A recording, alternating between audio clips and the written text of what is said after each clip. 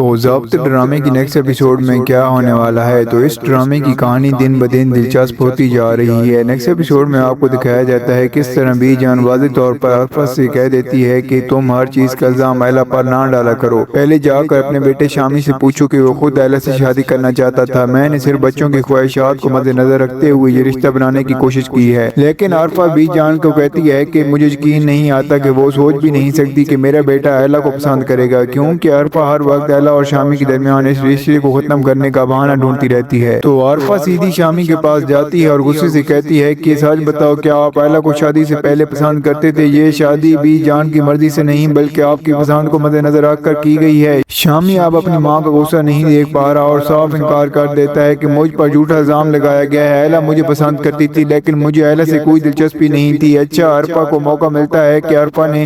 ہمیشہ ایلا سے نفرت کی ہے، لیکن اب جب عرفہ نے اچانک شامی کے فون پر ایلا کی کال اٹینڈ کی جس پر ایلا کو نہیں پتا کہ عرفہ اس کے سامنے ہے، وہ کہتی رہتی ہے کہ شامی تمہیں اپنی ماں سے ڈرنے کی کوئی ضرورت نہیں ہے، ہم میاں بیوی ہیں، بس اپنی ماں سے فوراً جانے کے بارے میں بات کریں۔ عرفہ کو اس کے پیچھے کی وجہ نہیں معلوم، تاہم وہ بہت زیادہ ناراض ہیں کہ ایلا میرے بیٹے کو اتنی جلدی شادی کرنے پر کیوں مجبور کر رہی ہے، اور دوسری طرف ایلا بہت زیادہ پریشان ہے، وہ روتی ہے اور خدا سے دعا کرتی ہے کہ اس کے مسئلے کا کوئی حل نکل آئے اور شامی کی والدہ اس شادی پر راضی ہو جائیں، اس سے پہلے کہ اس کی پریگنینسی کا اس کے گھر والوں کو معلوم ہو، کیونکہ ایلا کی امی بار بار اسے یہاں پر اس بات پہ مجبور کرتی ہیں کہ تمہاری طبیعت بہت زیادہ خراب ہے، میں تمہیں ڈاکٹر کے پاس لے جاتی ہوں، اگر یہ فوڈ پوائزننگ ہے تو اس کا مطلب ہے کہ یہ ٹھیک نہیں ہے، ہمیں فوراً ڈاکٹر کے پاس جانا چاہیے۔ شمسہ بیگم کو بھی ابھی تک اندازہ نہیں ہوا کہ یہ کسی اور وجہ سے بھی ہو سکتی ہے۔ اب اگر کسی کو واقعی ایلا کی فکر ہے تو وہ صرف آن ہے۔ آن جانتا ہے کہ جب بھی یہ معاملہ صاحب کے سامنے آئے گا تو سارا الزام ایلا پر ہی آئے گا، جبکہ اصل مجرم شامی ہے۔ ویسے مجھے لگتا ہے کہ یہاں ایلا بھی مجرم ہے، جب اس کے والدین اسے منع کر رہے ہوتے ہیں تو گھر کے تمام بڑے اسے منع کر رہے ہوتے ہیں، پھر بار بار یہ اوپر والے پورشن میں کیوں جاتی ہے اور شامی سے کیوں ملتی ہے؟ بہرحال جہاں آن دوبارہ ایلا سے ٹکراتا ہے اور اسے کہتا ہے کہ تمہیں شامی سے جلد از جلد بات کر لینی چاہیے۔ ایلا موقع دیکھتے ہی شامی کے پاس جاتی ہے اور اسے جلد ساری حقیقت بتا دیتی ہے اور شامی سے کہتی ہے کہ اگر تم نے اپنی خالہ اور چچا سے شادی کی جلد بات نہ کی تو مجھے سب کو بتانا پڑے گا۔ جبکہ شامی کے پیروں تلے سے زمین نکل جاتی ہے، یہ سنتا ہے کہ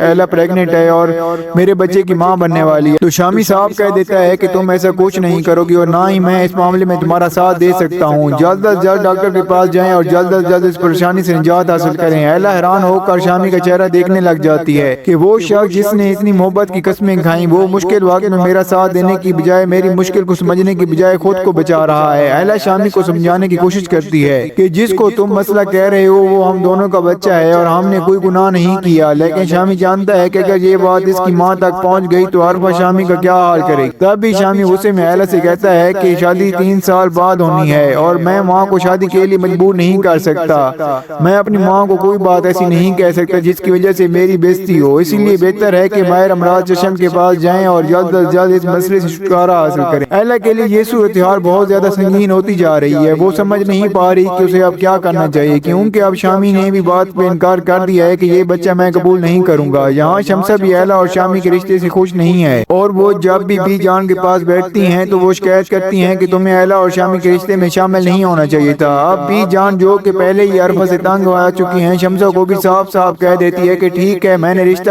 جوڑ کر بہت بڑی غلطی کی ہے، جو چاہو رشتہ رکھو، چھوڑ دو۔ یہ سن کر شمسہ مزید زیادہ پریشان ہو جاتی ہے، لیکن شاید اس کے دل میں ایلا اور شامی کا رشتہ ختم ہو جائے۔ دوسری طرف ثاقب صاحب بی جان کا غصہ دیکھ کر شمسہ سے کہتے ہیں کہ شاید بی جان ناراض ہیں کہ ہم نے زویا کے لیے آن کی تجویز کیوں قبول نہیں کی۔ دوسری طرف ایلا خود کو اتنا بے بس محسوس کرتی ہے کہ وہ نہیں جانتی کہ اس کے پاس جا کر اپنا مسئلہ بیان کرے۔ تب آن کے ذہن میں آتا ہے کہ صرف ایک ہی شخص ہے جو اس حقیقت سے واقف ہے اور میری مدد کر سکتا ہے۔ اس صورتحال میں ایلا چپکے سے آن کا پاس جاتی ہے اور اسے بتاتی ہے کہ شامی نے شادی سے صاف انکار کر دیا اور اس معاملے میں میرا ساتھ دینے سے بھی کوئی انکار کر دیا ہے اور وہ میرا ساتھ نہیں دینا چاہتا، اس نے اس بچے کو قبول کرنے کے لیے بھی صاف انکار کر دیا۔ آن کا بازو پکڑ کر یہاں پر ایلا یہ ساری باتیں آن سے کہہ رہی ہوتی ہے۔ اسی وقت یہاں پر فاروق صاحب اور عرفہ وہاں سے سیڑھیاں اترتے ہیں، یہ منظر دیکھ کر انہیں بہت زیادہ غصہ آتا ہے۔ عارفہ جیسے ہی دیکھتی ہے تو وہ تو حیران رہ جاتی ہے اور ان کو کہتی ہے کہ تم دونوں چپکے سے کیوں مل رہے ہو؟ آدمی نے پوچھا ہے کیا دو کزن کھلی فضا میں کھڑے ہو کر بات نہیں کر سکتے؟ ویسے بھی فاروق صاحب ان کو ڈانٹتے ہوئے ایلا کی توہین کرتے ہیں اور اسے رخصت کر دیتے ہیں، اور پھر عارفہ فاروق صاحب سے کہتی ہے کہ میرا خیال ہے کہ ہمیں یہ رشتہ جلد از جلد ختم کر دینا چاہیے، مجھے نہیں لگتا کہ اس لڑکی کی حرکتیں ٹھیک لگ رہی ہیں کیونکہ یہ ان سے چھپ کے ملتی ہے۔ ایک دن ہم نے اس کو کمرے میں پایا اور آج اس کے ساتھ یہاں پر باہر کھڑی ہو کر اس کا ہاتھ پکڑ کے کھڑی ہے۔ تو نیکسٹ ایپیسوڈ میں آپ کو دکھایا جاتا ہے کہ کس طرح فاروق اور عارفہ شمسہ ثاقب اور بھی جان کے پاس پہنچ جاتے ہیں تاکہ یہ رشتہ ختم ہو پائے۔ اس کے ساتھ ہی فاروق صاحب کہتے ہیں کہ مجھے لگتا ہے کہ اون اور ایلا کے درمیان کچھ ایسا چل رہا ہے جہاں شمسہ کو غصہ آتا ہے کہ اگر رشتہ ختم کرنا ہے تو اس طرح کرو کہ اس اون کے لیے میری بیٹی پر اتنا برا الزام نہ لگاؤ، میں یہ برداشت ہرگز نہیں کر سکتی، حالانکہ میں اچھی طرح سے جانتی ہوں کہ ایلا اون کو زیادہ پسند نہیں کرتی، وہ تو اون سے بات تک کرنا پسند نہیں کرتی۔ ویسے بھی ناظرین اب اون چپکے سے ایلا کو ڈاکٹر کے پاس لے جاتا ہے۔ جب ایلا اس کو کہتی ہے کہ یہاں پر شامی نے مجھ سے یہ بیٹا قبول کرنے کے لیے انکار کر دیا ہے، مجھے تم ڈاکٹر کے پاس لے چلو تاکہ میں اس مسئلے کا کوئی حل نکال سکوں تاکہ ہم اس پریگننسی کو ختم کر سکیں۔ لیکن جب ایلا ڈاکٹر کے سامنے بیٹھی ہوتی ہے تو اون کو ایک عجیب سی پریشانی محسوس ہوتی ہے کیونکہ اسے اندازہ ہوتا ہے کہ کیا ہونے والا ہے، ایلا کے لیے کتنا تکلیف دہ ہو سکتا ہے، اور اب جہاں پر یہ ممکن ہے کہ اون فوراً ایلا کو روک دے کہ آپ کو یہ پریگننسی ختم کرنے کی کوئی ضرورت نہیں ہے، میرے خیال میں آپ کو یہ سب کچھ بتانا چاہیے۔ تو مجھے ایسا لگتا ہے کہ یہاں پر یہ سارا الزام اب اون پہ آنے والا ہے، اور جب ساری حقیقت یہاں پر گھر والوں کے سامنے آئے گی کہ ایلا پریگننٹ ہے اور یہاں پر ایلا یہ بتائے گی کہ یہ بچہ شامی کا ہے تو شامی اس بات پہ صاف انکار کر دے گا یہ بچہ میرا نہیں ہے بلکہ یہ بچہ اون کا ہے، اور سارا الزام یہاں پر اون پر آنے والا ہے کہ ایلا اون سے چھپ کے ملتی تھی، اور پھر یہاں پر شامی کی ماں بہت زیادہ غصے میں آ جائے گی اور فوراً ہی شامی کو کہے گی کہ اسی وقت فوراً ہی تم ایلا کو طلاق دو، یہ طلاق بھی ہو جائے گی اور ہو سکتا ہے ایلا کا نکاح بھی اون سے ہو جائے۔ لیکن یہاں سوال یہ ہے کہ اگر ایلا پریگننٹ ہے تو شامی اور ایلا میں طلاق نہیں ہو سکتی کیونکہ یہ بچہ ویسے بھی شامی کا ہے، تو ایسے میں ایلا اور اون کا شادی کرنا کیسے ممکن ہو سکتا ہے؟ اور دوسری بات یہ ہے کہ آج کے دور میں ڈی این اے رپورٹ بنا کر سچ ثابت کرنا بہت آسان ہو گیا ہے، لیکن دیکھتے ہیں کہ ڈرامہ کہاں تک جاتا ہے۔ ویسے آپ کو کیا لگتا ہے کیا ہوگا جب یہاں پر گھر والوں کے سامنے حقیقت آئے گی کہ کیا یہاں پر شامی اس بچے کو قبول کر پائے گا یا نہیں، اور کیا یہاں پر یہ سارا الزام اب اون پہ آنے والا ہے یا نہیں، اور کیا جب یہ حقیقت آئے گی سب کے سامنے تو کیا اون یہاں پر ایلا کو بچا پائے گا یا نہیں، اور کیا یہاں پر یہ سارا الزام خود پر لے پائے گا یا نہیں؟ تو آپ کو جو بھی فیڈ بیک ہو کمنٹ میں ضرور دیجیے گا۔ اگر آپ کو ہماری ویڈیو اچھی لگی ہو تو ویڈیو کو لائک کر دیں اور ہمارے چینل کو سبسکرائب کر دیں تاکہ آنے والی مزید ویڈیوز آپ کو دیکھنے کو ملتی رہیں۔ شکریہ۔